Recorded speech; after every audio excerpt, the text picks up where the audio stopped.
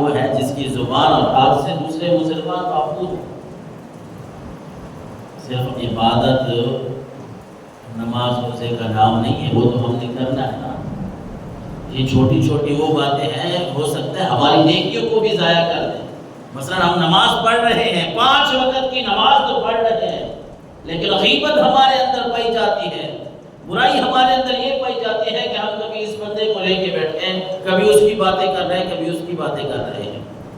ہو سکتا ہے کہ یہ گناہ، چھوٹے چھوٹے گناہ جو ہے وہ ہمارے بڑی بڑی نیکیوں کو خالی کر دے، ختم کر دے۔ اس طرح حدیث مبارکہ میں بھی ہے، اللہ کے نبی صلی اللہ علیہ وسلم نے فرمایا، مفہوم حدیث کا، کہ یہاں لوگ نیکیاں کر کے جائیں گے، یہاں نیکیاں کر کے جائیں گے، اور وہاں یہ ہوگا کہ نامہ اعمال خالی، نیکی کوئی نہیں ہے۔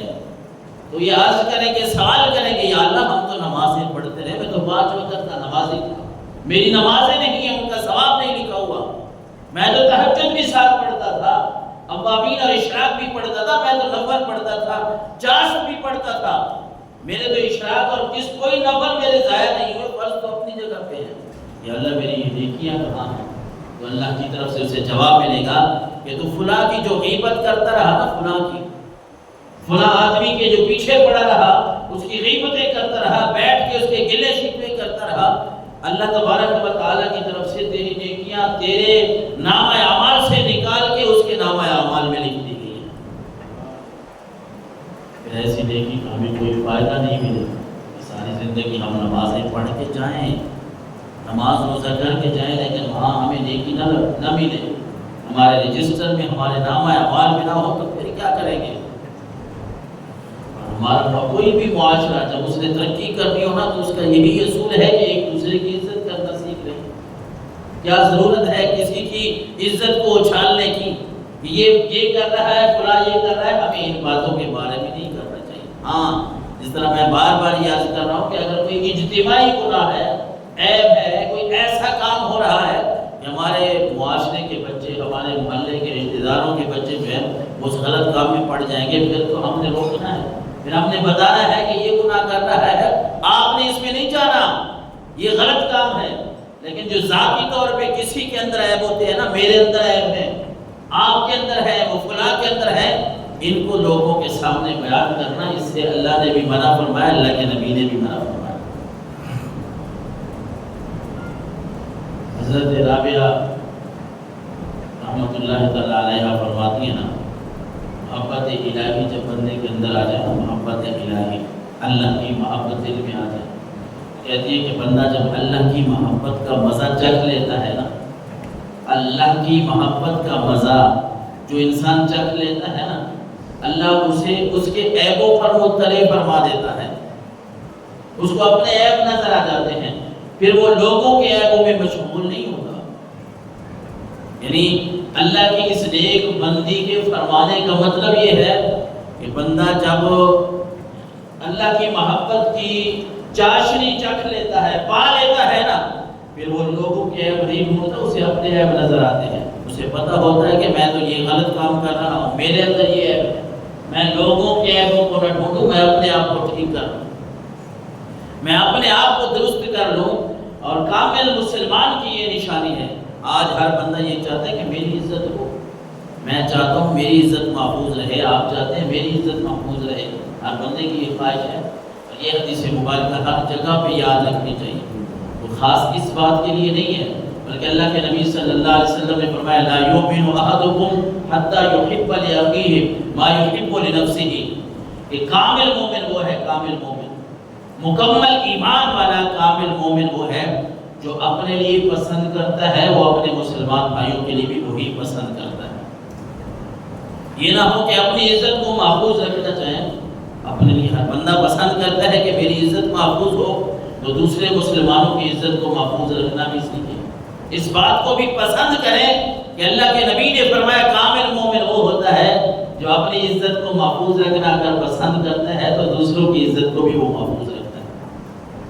کسی کا برا نہیں چاہتا، کسی کا بھی وہ برا نہیں چاہتا، برا سوچتا نہیں کسی کے لیے۔ اور حضرت ابو برزہ اسلمی رضی اللہ تعالیٰ عنہ فرماتے ہیں، قال رسول اللہ صلی اللہ علیہ وسلم یا معاشر من آمن بلسانہ ولم يدخل الایمان قلبہ لا تغتابوا المسلمین۔ حضور نبی اکرم نور مجسم صلی اللہ علیہ وسلم نے ان لوگوں کو خطاب فرمایا جو صرف زبان کے مومن تھے، دل سے ابھی اسلام نہیں لائے تھے، دل سے مومن نہیں ہوئے تھے۔ اللہ کے نبی صلی اللہ علیہ وسلم نے فرمایا یا معاشر من آمن بلسانہ، اے وہ لوگوں، اے وہ گروہ جو صرف زبانوں سے مسلمان ہوئے ہو، میری بات سنو۔ اور پھر آپ نے فرمایا جن کے دل میں ایمان ابھی داخل نہیں ہوا، تمہیں بتانا چاہتا ہوں لا تغتاب المسلمین،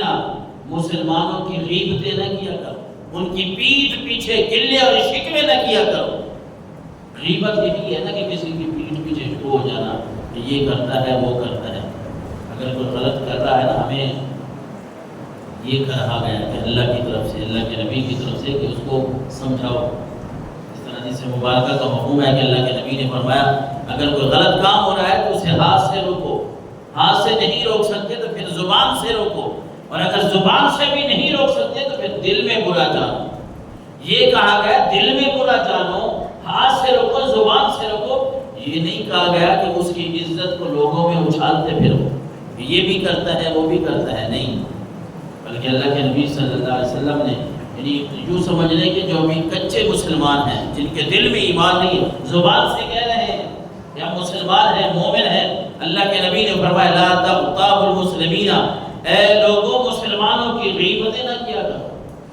پیٹھ پیچھے باتیں ان کی نہ کرو، ولا تتبعوا عوراتہم، اور ان کے عیبوں کے درپے نہ ہو، ان کے عیب نہ کھولو مسلمانوں کے،